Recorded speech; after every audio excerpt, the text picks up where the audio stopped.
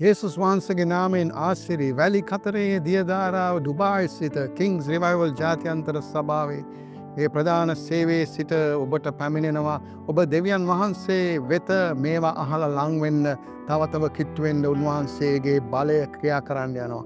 අද අපි මෙහෙය කරලා බලමු යොහාන් පොතේ 14 වෙනි පරිච්ඡේදයේ 15 වෙනි වගන්තිය සහ 16 වෙනි වගන්තිය. මේ ස්ථානයේ කියනවා නුඹලා මට ප්‍රේම කරනවා නම් මාගේ ආඥා රක්ෂා කරන්නහුව. හාලෙලූයා. ස්වාමින් වහන්සේට ප්‍රේම කරන අය දෙවියන් වහන්සේගේ ආඥා රක්ෂා කරන්න. එහෙම ජීවත් වෙනකොට උන්වහන්සේ කියනවා මම පියාණන් වහන්සේගෙන් ඉල්ලමි එවිට උන්වහන්සේ නුඹලා සමග සදාකාල සිටින පිණිස වෙන සැනසිලිකාරයෙකු නුඹලාට දෙනසේක. හාලෙලූයා. උන්වහන්සේගේ ආඥා රක්ෂා කරන අයට ඒ ආඥා රක්ෂා කිරීම සඳහා උන්වහන්සේ ශුද්ධාත්මයන් වහන්සේව දෙන්න යනවා. හාලෙලූයා.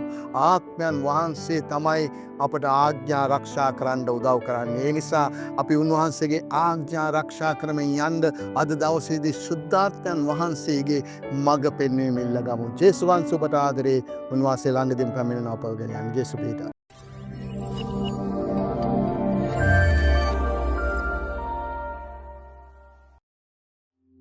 ඔබත් එක්සත් එමීර් රාජ්‍ය තුළ වෙසෙන ශ්‍රී ලාංකිකයෙක් නම් පහත දැක්වෙන අංකයට ඇමතීමෙන් ඔබට අප හා සම්බන්ධ විය හැකියි.